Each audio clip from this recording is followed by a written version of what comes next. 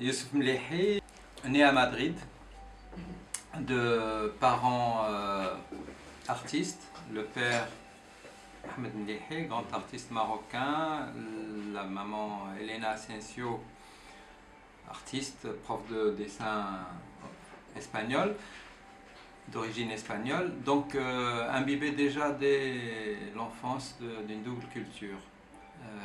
Puis une enfance dans une ville, une petite ville côtière à Silla, une ville paisible dans la Médina, très conviviale, avec des horizons extrêmement lointains à travers la mer. Donc une enfance très ouverte sur l'autre rive, sur l'autre côté, mais en même temps très enracinée dans sa culture, dans sa médina, dans ses traditions, dans cette éducation اللي عندنا ديالنا المغربيه ديال الحشمه وديال العلاقات العائليه وديك الشيء. Après bien sûr les études, lycée Moulay Youssef à Rabat, internat. Ensuite départ à Paris pour entamer l'architecture. Alors pourquoi l'architecture? C'est simple, parce que vivant dans un milieu artistique, très très jeune, on commence à dessiner, à inventer, à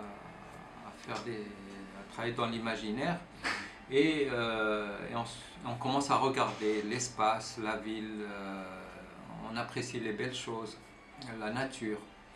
Donc il y a ce côté artistique qui se développe en soi. Et ensuite, bien sûr, à travers les études, moi j'ai suivi des études scientifiques.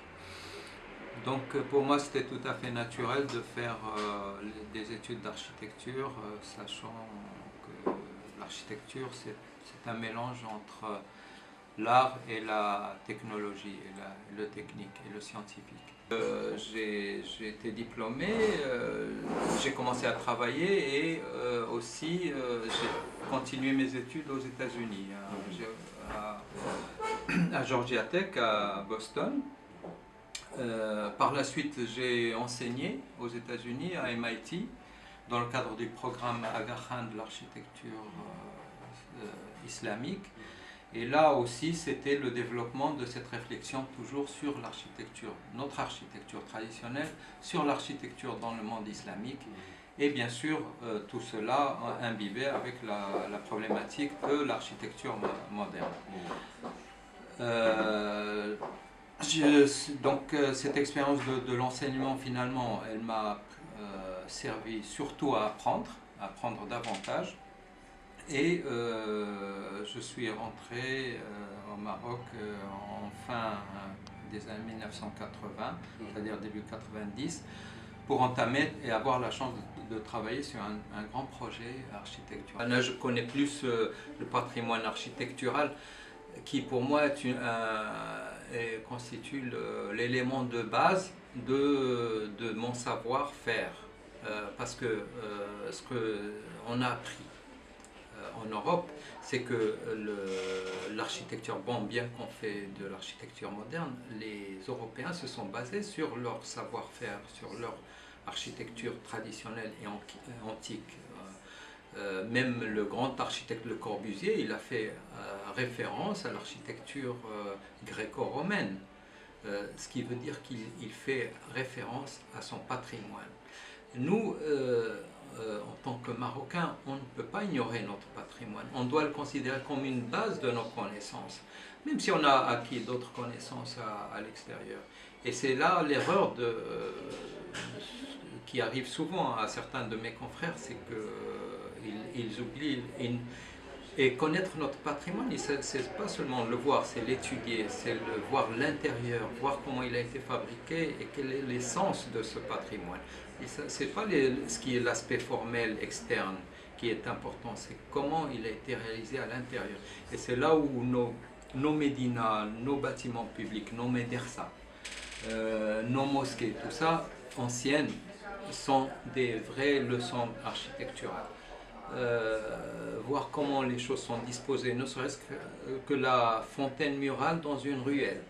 comment elle a été disposée, comment elle est utilisée, comment elle est vécue. Tout ça, c'est des leçons et qu'on devrait connaître et apprendre. نظرة شمولية اللي كتعلق ديك القطعة الأرضية اللي ديال مكتب السكك الحديدية في أكدال.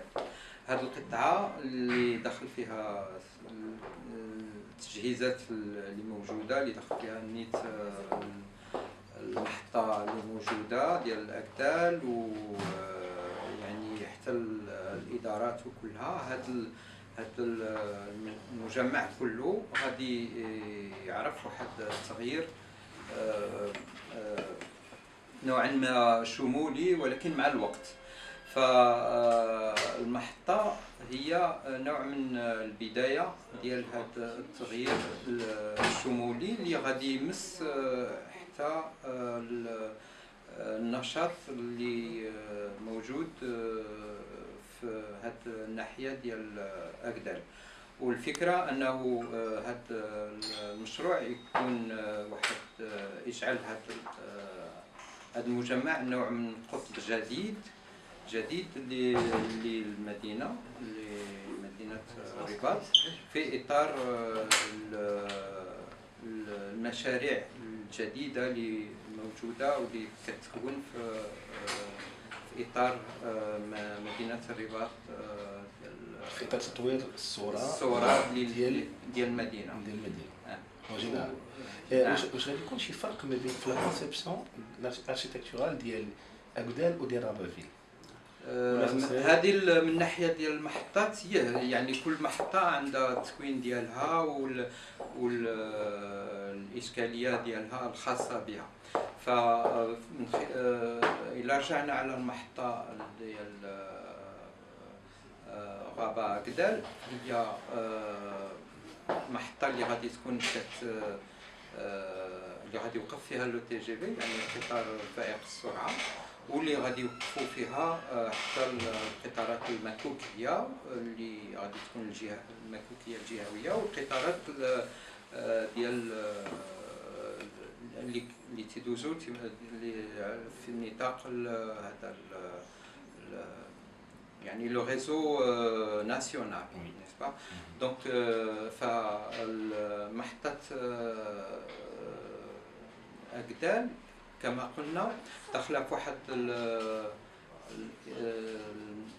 المشروع شمولي اللي غادي يمكننا نعطيو الاعتبار من الناحيه كلها، من جهه هذه الجهه المعماريه الشموليه، واللي غادي يمكن لها حتى هي تصبح واحد النوع من الجسر اللي غادي يمكن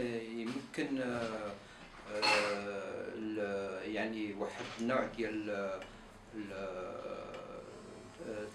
هذا التكامل او التكامل او الواحد يجمع ما بين جوج ديال المناطق ديال المدينه اللي هي شويه مفرقه الان، حيت على حسب السكك الحديديه اللي كتفرقها. يعني الواجهه اللي كتعلق أكدال ما عندهاش مفرقه على الواجهه اللي كتعطي على شارع الحسن الثاني، واللي كنسميوها ديك الناحيه ديال العكاري وديال يعقوب المنصور. كانت فيها كلاف كانت مسدوده. فالمحطه كان فيها يعني كتخلق كثير من ديال المشاكل، انها يعني الواحد ما يمكن له يجيها يولج ليها غير من جهه واحده ومن جهه أكدال، وكانت موجوده في واحد المكان اللي شويه مغلق، يعني ما فيه مسدود. فالمحطه الجديده غادي تكون كتجمع كجسر، ما غادي يكون عندها مدخلين، واحد اللي غادي يكون في الجهه ديال أكدال، والمدخل الثاني اللي غادي يكون في الجهه ديال الشارع الحسن الثاني. وهكذا ولكن هذه المحطه غادي تكون بدايه ديال مشروع كله شمولي اللي غادي نضم فيه متاجر يعني مركز تجاري، غادي نضم فيه كذلك العمارة يعني برج على شكل برج اللي هي إدارية اللي غادي يكون فيها غادي يتم استعمالها الإدارة ديال السكك الحديدية، وكما غادي يكونوا هناك أنشطة أخرى كبنايات للإدارات حتى الفنادق والمتاجر.